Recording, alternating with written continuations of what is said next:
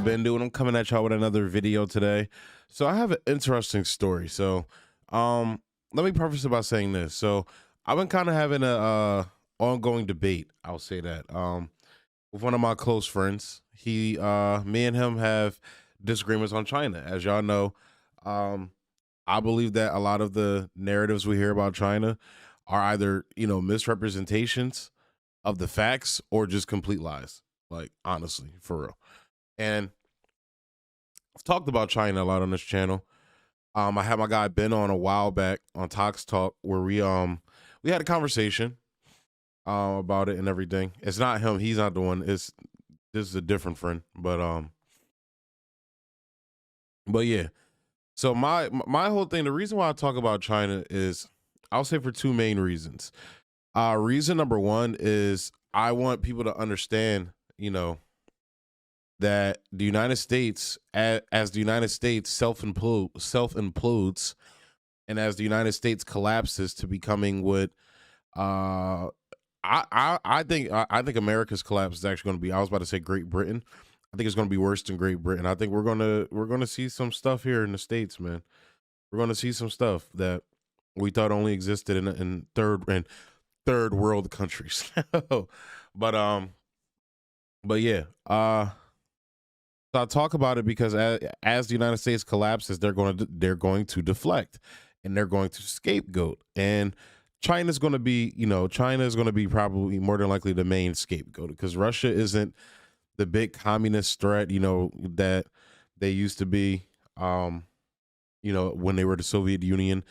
And it's easy to scapegoat China. You have the racial aspect there, I believe, for some of those people, but I don't think it's overall a racial thing, like the American ire towards China. I think it is more so, grievances, like legit grievances, but the anger from those grievances should not be directed towards China. The anger for those grievances should be directed to the elite class, to the 1%, and to the politicians who sold you out to the oligarch class. That's who you should be mad at right now. But regardless, so the first reason is that I like to point out, y'all already know I point out fallacies and fuck shit on this show.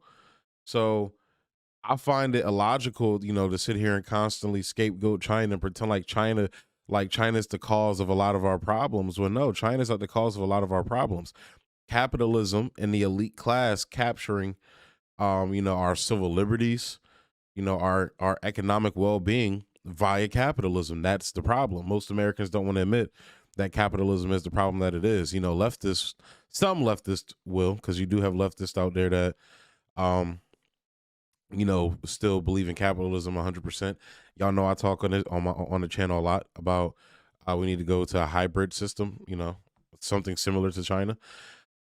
Which leads me into my second point, is that, especially as a black man, who's read the words of Malcolm X told, I read Malcolm X's words on China, and my mind was blown. And it just led me to realize that a lot of the, civil rights leaders that we learned about in high school, now they didn't teach us a lot about Malcolm X, because Malcolm X was a real one. Not saying that Martin wasn't a real one, but Martin was more marketable to white America. But sorry about that. People like Malcolm and Martin, things like that, but especially Malcolm, understood that communism was not going to be the salvation for black people.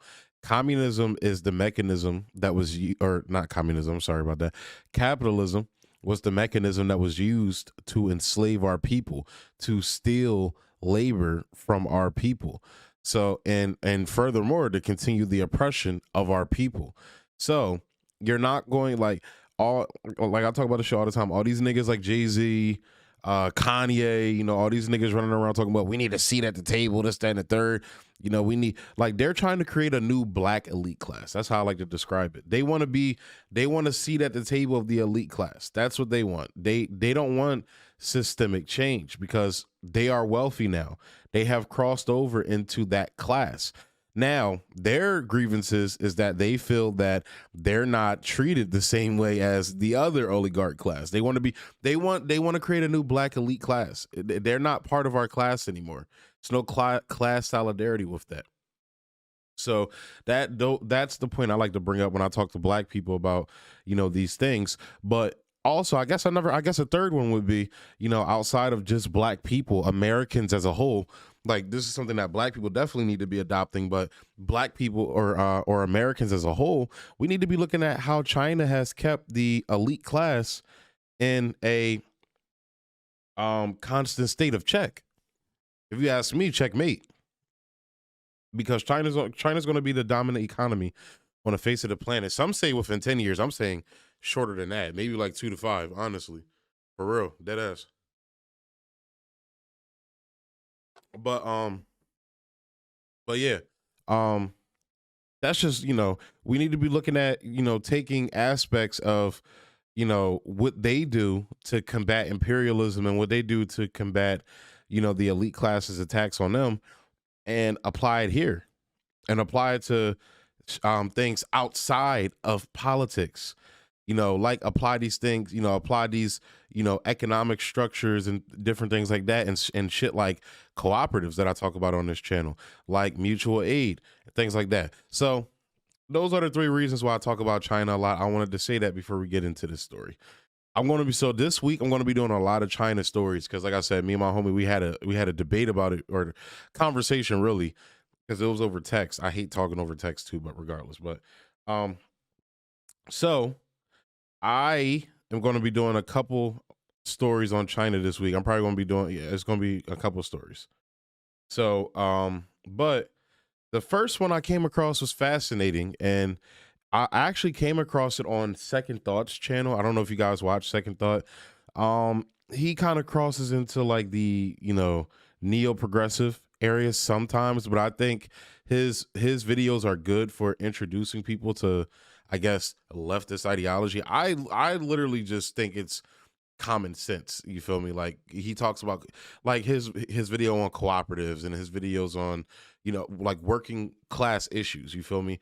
So I think his videos are good to introduce people to working class issues, but then him being, coming from a leftist perspective, which, I'm not down, I'm not, shitting on that. I don't think that's bad, but I think sometimes it's going to turn a lot of like conservatives and, people like that off based upon some of the wording and vernacular and jargon he uses. But regardless, came across this article in his video, and it's about the China's Orwellian social credit system. So you know how a lot of these politicians like to talk about how they have this social credit system that decides your class and tier in China and things like that. Turns out it's bullshit.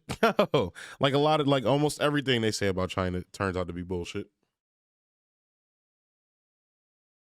And again, people like, my homie was saying, oh, you're just a China cuck. You don't ever see anything bad China does. It's not that I don't see anything bad China does. It's just that everything bad you say China does and everything bad the United States, which you're parroting, and the mainstream media that that lies all the time, but apparently we're supposed to believe them when it comes to China. I don't know, but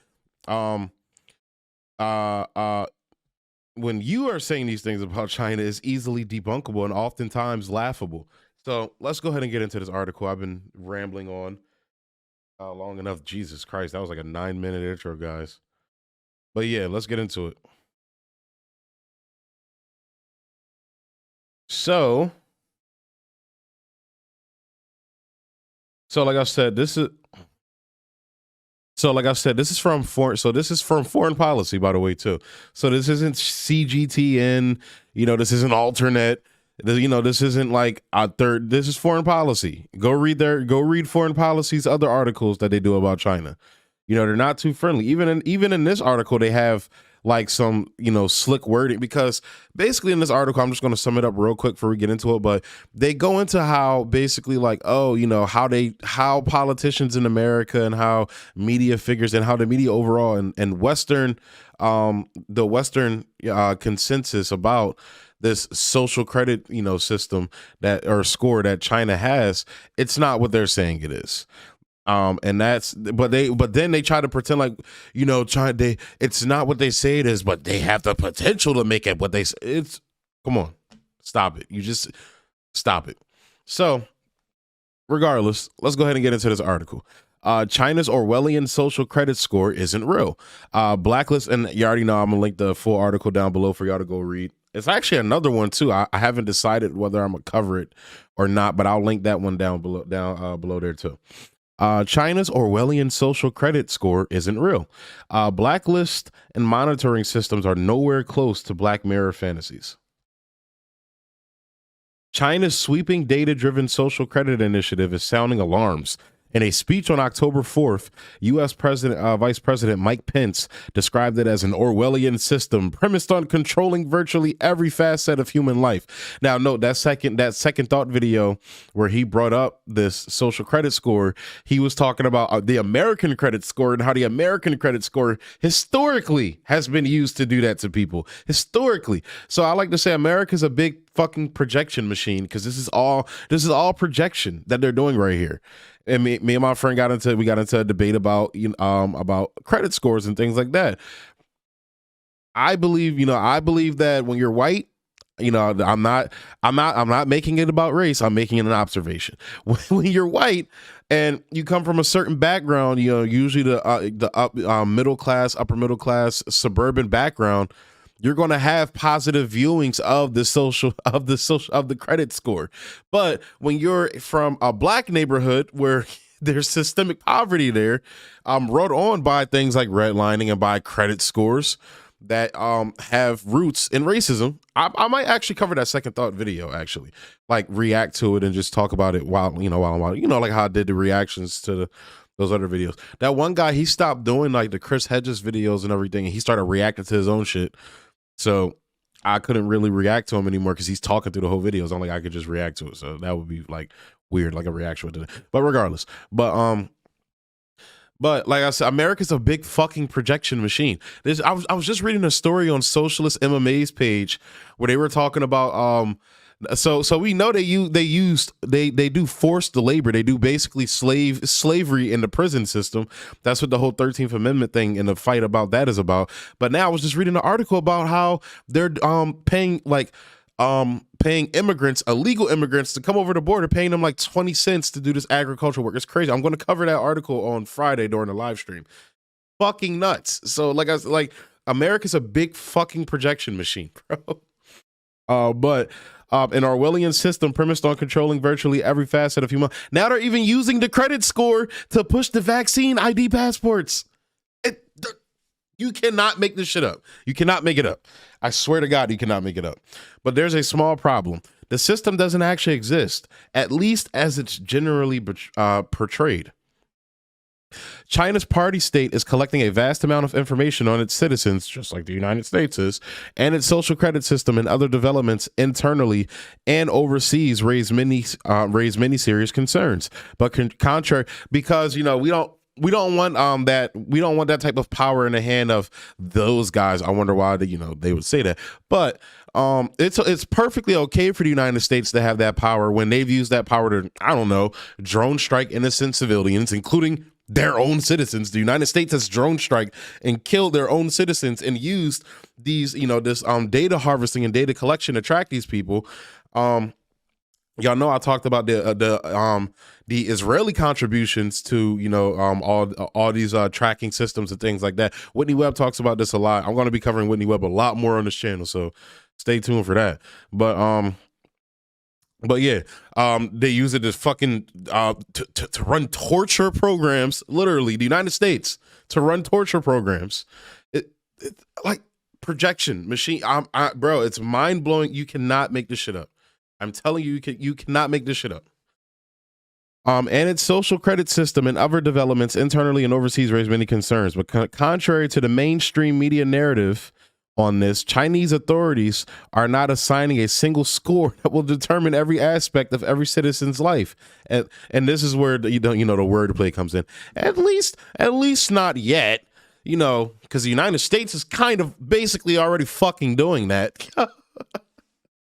Dude, this shit is insanity, man. This is and I don't like to do the whataboutisms and things like that, like, well, because or the comparing, like, well, China does this and America does it.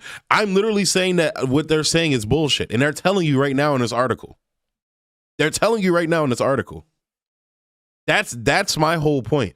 Like, if you want to levy critiques about China, there are definitely critiques that you can levy towards China, but the shit that they're throwing around in the media right now, it not only does it deflect from criticisms of China that can be for the betterment of China and overall, and especially if you're a leftist, you identify as a leftist, socialist, communist, whatever the fuck you want to identify as the left, to make China a better socialist state. But it also deflects from the real issues going on here, and for the politicians to continue saying, oh, look at that, and run out the back door with all the fucking billionaires. It's true that building on earlier initiatives, China's State Council published a roadmap in 2014 to establish a far-reaching credit system by 2020. The concept of social credit, Shui Xingong, I hope I said that right. I probably did not, but is not defined in the increasing array of national documents governing the system. But its essence is compliance with legally prescribed social and economic obligations and performing contractual commitments. Composed of a patchwork of diverse information collection and publicity systems established by various state authorities at different levels of government. The system's main goal is to improve governance and market order in a country still beset by rampant fraud and counterfeiting. So they're designing these systems. So you know how they always say this about, whether it's socialist countries or just countries that, like, a lot of these countries aren't even fucking socialist. They just have hybrid mixed economies. So they'll have things like free healthcare, or they'll have free education, or things like that. They're not even full on they still have private, basically copying the model that the Scandinavian countries have. Like, the Scandinavian countries still have billionaires. The left doesn't like to talk about that. They still have billionaires. But basically they're like, look, it's a trade-off. You're allowed, we're going to give you billionaires, but on the other end, you're going to have free healthcare, free education, basically better standards of living. So, and they work lesser days than Americans do. It's fucking crazy. But and I wouldn't even say copying the Scandinavian model, because my issue with the Scandinavian model is that and a lot of those European countries that mimic that, is that it's still built off of fucking imperialism. That's where they're getting that wealth from. They got that wealth from going into these countries and stealing their fucking and plundering their resources. But regardless, these countries they call third world, and these authoritarian dictator, all the like, whether it's Iran, whether it's Syria, whether it's Venezuela, Nicaragua, Honduras, that's going to be, they're going to bring freedom and democracy to Honduras now. But when they actually take steps to try to fix the problems in their country, they call them authoritarian. It's fucking insanity. Continuing. I'm going to be covering that story about Xi Jinping. They made reforms to their education system as well. That was a big thing they were talking about. They were saying this is socialist authoritarian or some bullshit, some shit. I don't know. I'm going to be covering that. Rania Khalek had somebody on that talked about that, so I'm going to be reacting to that video soon. It's either going to be this week or next week. The next 2 weeks is going to be, I'm going to be doing a lot of China coverage, because I feel like they're really ramping up the Cold War. But continuing, under the system, government agencies compile and share across departments, regions, and sectors, and with the public data on compliance with specified industry. And this is probably outdated information, because they've recently been passing laws on data as well to make to basically know, so you know how there's a big movement in America to bring transparency to the data trade, because data, I believe a couple years back, it passed, like, it, it's the most valued thing on the face of the planet right now. Like, it surpassed gold. So, and like, like the dollar and shit. But this is probably outdated because they've passed laws to crack down on the big tech companies in China, and also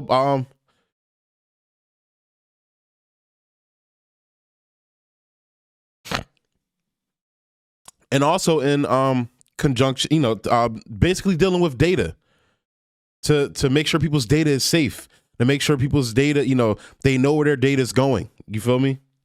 So specified industry or sectoral laws, regulations, and agreements by individuals, companies, social organizations, government departments, and a judiciary. Serious offenders may be placed on blacklist published on an integrated national platform called Credit China and subject to a range of government-imposed inconveniences and exclusions.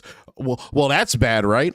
These are often enforced by multiple agencies pursuant to joint punishment agreements covering such sectors as taxation, the environment, transportation, e-commerce, food safety, foreign economic cooperation, as well as failing to carry out court judgments. So all of those things are mechanisms to control the private capital that China has in their country. So you probably hear people both on the left and right, but a lot of leftists say this, and my homie I was arguing with says, well, China's capitalist, and some will even say China's more capitalist than America. I know, it's nuts. But they have private capital in China, but the reforms that Xi Jinping has been enacting since he came into office has been to curtail the corruption and the capitalism, aspects of capitalism in the country that was running wild, aspects of the private sectors, like private finance and private capital and, venture capital and things like that. Because China understood that, hey, if we want to stop being fucking poor and the world is dominated by a capitalist country, we're going to have to take some capitalist elements and hybridize our system. And that's what they did. Now, it started running, things started, corruption started coming in, because with capitalism, these are things that are going to happen. Corruption started coming in. Basically it started to run wild. So logically they said, hey, look, we're going to start passing and enacting laws to clamp down on on basically the big capitalists in the fucking country. So, and again, this goes back to when whenever these countries take efforts to combat, whether it's combating imperialism of the United States or combating country corruption within their own countries, which I argue all of the problems these countries face stem from the imperialism and colonization that they faced, for centuries, basically. But all that aside, dealing with the internal issues that their country is facing, when they actually address these things in a meaningful way, in an impactful way that actually impacts the everyday person's life, they call them authoritarian. And they say shit like this. These punishments are intended to incentivize legal and regulatory compliance under the often repeated slogan of whoever violates the rules somewhere shall be restricted everywhere. Conversely, red lists of the trustworthy are also published and accessed nationally through Credit China. Again, these are reforms that they have been putting in place to clamp down on corruption, to clamp down on stop or to prevent the private and the venture capital sectors from running rampant. They're putting checks on capitalism. That's what they're doing. That's literally what they're doing. They're creating the hybrid system that we often talk about all the time, especially in left circles. When it comes to, at least when it comes to the social democrat circles and things like that, the checks on capitalism they talk about all the time. China's doing that shit. That's what China's doing. It's insane, man. It's insane. Yeah, and you can't have these nuanced conversations because again, you have the mainstream media, they're hand in glove, they're are, right along there with the military industrial complex. They're most of them are sponsored by these weapons manufacturers companies that benefits from a Cold War with China. Again, the same and people like Sagar and Jetty, for example, that claim to be against imperialism. When you push this further ramps up imperialism. I don't know, like it just blows my mind. I understand. It takes a while to decompress from propaganda, but it's like it's as clear as day, bro. Like we done been through Gaddafi, we done been through Saddam Hussein, like all these dictators they overthrew, and you found out later, they weren't doing the shit that they say they were doing at the time.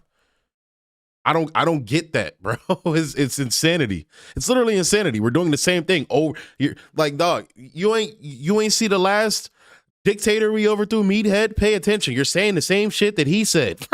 Like, I don't know. Like, it blows my mind. Like, are Americans dumb? I'm genuinely asking that. And I'm not saying that to talk down to people. I'm not saying that to belittle people. You genuinely have to ask that when you keep falling for the same thing. At a certain point, our dumbest president, Bush Jr., said, "Fool me once, shame on you. Fool me twice, fool me three. Can't get fooled again." And he was a fucking moron, and he understood that. The scope, scale, diversity, and language of the evolving system have caused a lot of confusion, particularly with respect to the existence of a single social credit score.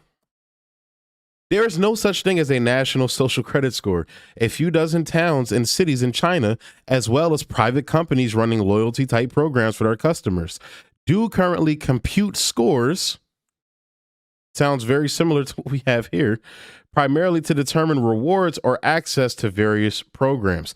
That was the source of at least some of the confusion. Ant Financial's Sesame Credit Program, for instance, which gives rewards on various platforms and easier access to credit, was often cited as a precursor of a planned government program, despite being a private enterprise. That's actually my critique. That is my critique of China. I do feel Xi Jinping can actually be doing a better job of clamping down on the private elements, in the country, on the capitalist elements in the country. But then again, at the same time, you hear stories of them actually prosecuting, corrupt bankers, and the laws that they're instituting now in this, blacklist system that they have to blacklist people that break these, consumer laws and things like that. I mean, look, I have that critique, but at the same time, at least they're dealing with it. Where the United States, they're not even pretending to be dealing with it. They're telling you, hey, we get paid by the motherfuckers that are fucking you, so fuck off. There is no such thing as a national credit score. The government does assign universal social credit codes to companies and organizations, which they use as an ID number for registration, tax payments, and other activities. While all individuals have a national ID number, the existing what is it? Social Security number here, Social Security card, things like that. Because Social Security is, guess what? A socialist concept. It came under the New Deal, which pulled us out of the Great Depression. It blows my mind, man. Again, China is a hybrid system. The existing social credit blacklist use these numbers, as do almost all activities in China. But these codes are not scores or rankings. Enterprises and professionals in various sectors may be graded or ranked, sometimes by industry associations for specific regulatory purposes, like restaurant sanitation. However, the social credit system does not itself produce scores, grades, or assessments of good or bad social credit. So that's the crux of what the argument they try to make. If you believe these certain things politically, because we're mining your data, and now they do make a argument that this can be done. They say this in the article, which theoretically, yeah, it can be done, but they're not doing that, as they're saying in the article. You know, but the crux of the argument that you know, you see a lot of these more so like you can't even say it's conservative politicians anymore, because Biden called him a thug. He called Xi Jinping a thug during the fucking presidential debate, and you've seen tensions escalate, I would say even more under Biden than with Trump. Now, you can make the argument that that's a natural progression of things, but if Biden's supposed to be, you know, like a lot of MAGA people like to say Biden's like a cuck for China and things like that, please wake me up when he actually starts doing that. Please wake me up when that actually starts happening. But regardless, the crux of the arguments that they make is that, you know, they're political, since they're being so heavily monitored and tracked and things like that, like their political beliefs are being monitored, and they get a score of like whether they're good or bad. And I used to be one of the people that believed this shit. I used to be, dog, I know it sounds crazy, but I used to be a hardcore anti-China person. I may have talked about it on the channel back in the day. I know I talked about, you know, that was one of the things I liked about Trump when I was a Trump supporter. So this is insanity, man. Like, again, it's the same thing over and over again. They run the same playbook over and over again, and Americans fall for it every fucking time. Instead, individuals or companies blacklisted for specific, relatively serious offenses like fraud and excessive pollution that would generally be offenses anywhere. Not in the United States, though. Like, literally, and again, they're addressing we can't even prosecute a governor that poisoned his own fucking people. And we're talking about China. Can we talk about Rick Schneider as much as we talk about China? Again, and I'm not trying to, you know, do this tit for tat thing. But again, America's a big fucking projection machine. It's kind of hard not to bring these things up when it's clear as day. It's like, bro, you have a country that's actually taking steps. They like I said, they criticize these countries all the time. They're corrupt shitholes, as Trump called it during his presidency. A lot of MAGA people, he wouldn't fucking say that. Trump did not fucking say that. He did not fucking say that. I mean, look, I don't think it's too far out of the realm of possibilities when you actually talk to, you know, a lot of a lot of conservative, not even just conservatives, Democrats too. Liberals will tell you this shit to your face. They don't call these countries shithole countries. They just say it nicely. They like to say third world countries. That's the nice way of saying shithole country. Newsflash. This is for the liberals out there, even some progressives. When you say third world countries, you're calling a country a shithole country. It's the nice way of saying it. Which is why I try to stop using third world, because I feel like it's disrespectful to these countries that have been ravaged by imperialism and colonization. But regardless, here you have a country that is, you know, in China, that has taken steps to mitigate corruption, to eliminate corruption within their country, and to actually punish, like, because I said, they understood and they came to the catharsis that they had to have private capital to actually compete on the world stage and pull themselves out of poverty. Well, they said we're going to have checks on it, and those checks weren't there for a very long time, and now they're there now. They're there now. That's been President Xi Jinping's whole initiative. So, like, I would like this type of shit, like I said, to happen to Rick Schneider. Like, if we're gonna, like, if Rick Schneider could, you know, was blacklisted and could never work again for poisoning people, that would be a good thing. I think that would be a good thing. If Jeff Bezos was put in prison for for how he treats his employees and blacklisted, that would be a good thing. I don't think that's a bad thing. Please, somebody tell me that's a bad thing. Please tell me that's a bad thing. But regardless, continuing. Instead, individuals or companies are blacklisted for to be sure China does and here this is the bullshit. To be sure, China does regulate speech, association, and other civil rights in many ways that many disagree with, and the use of the social credit system to further curtail such rights deserves monitoring. You can't even get the mainstream media to consistently cover Julian Assange, and we're talking about free speech. I think I covered the video on the channel of the Azerbaijan president. And look, he has no room to be talking about free speech, but when you have these fucking American or these fucking Western journalists, you know, that go into these countries, you know, whether they are truly like Azerbaijan, there's a lot of fuckery going on with that president. He's a guy that kind of plays both sides of the aisle and things like that. He manipulates China's foreign policy of, you know, of non-intervention and like true non-intervention and self-determination. So China will go will cut deals with countries that have brutal dictators, you know, functional dictatorships and authoritarian governments, because look, that's where not because their whole thing is we experienced a century of shame. We experienced a century of imperialism. We experienced a century of colonization. We experienced a century of degradation. And they now don't want to inflict that, especially with, you know, the Communist Party, when they came to their rise, didn't want to inflict that on any other country, which is why they have this policy of nation states to have the right to self-determination and sovereignty, which the United States does not respect at all. And again, when you get people like Julian Assange that exposes the United States, we got him sitting in a cell.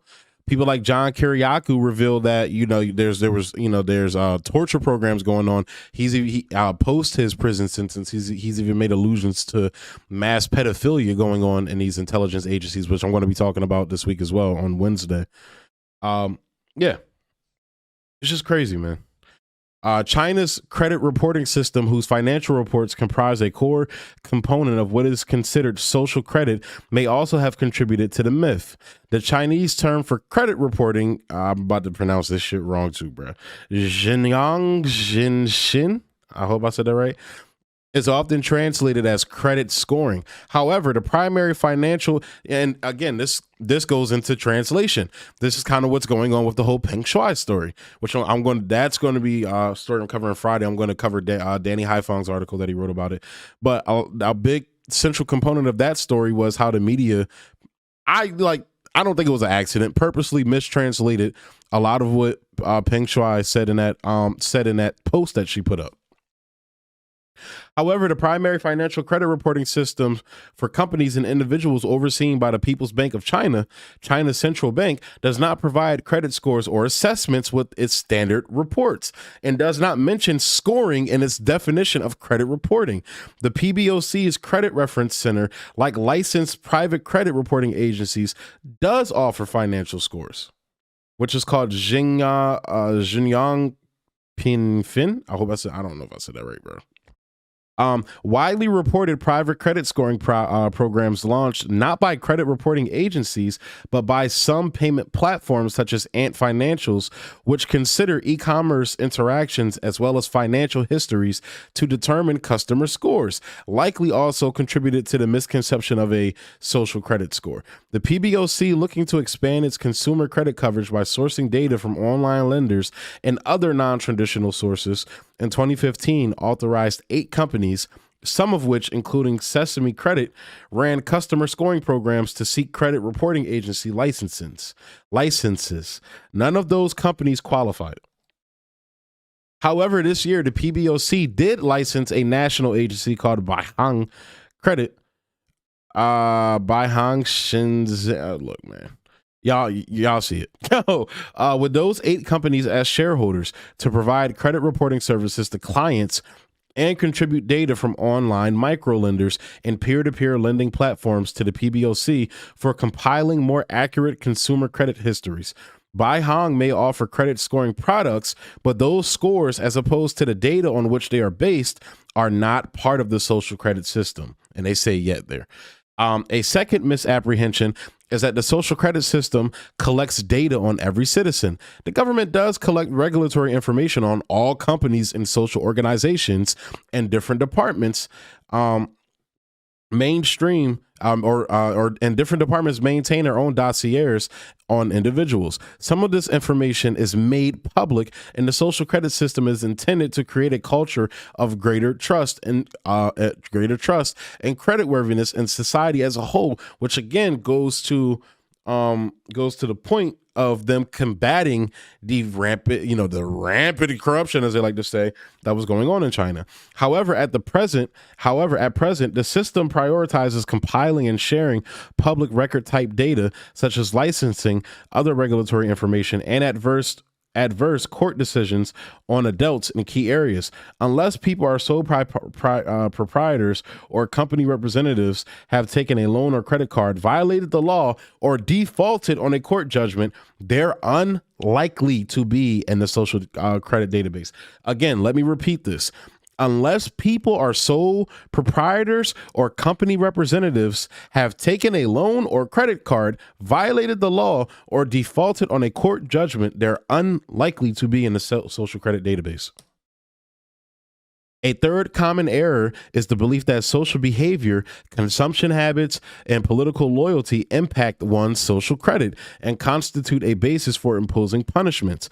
Again, that misconception typically arises from conflating private commercial rewards programs, which do consider shopping and social behaviors and assigning their own credit scores to customers who opt into the program, with the government-sponsored social credit system. The core government documents, sectoral and local government regulations, and numerous multi-agency joint punishment systems thus far rely on published standards of compliance with laws, regulations, contractual obligations, rather than on loose concepts of appropriate behavior or one's random digital activity to enforce the social credit system. That sounds more like what Twitter, Facebook, and all of these social media platforms does, which is why China doesn't fucking have them in their country. People like to say, oh, they ban these social media companies because they don't want free speech. No, because most of these fucking social media platforms, the American ones especially, are rooted in American intelligence, which is why you see these insidious campaigns, like, for example, with Cuba going on with all these Cuban bots, or with all these fake, Cuban bots. They're like fake Cuban people pushing this anti-Cuban government propaganda on Twitter. That got exposed. Twitter didn't take that shit down.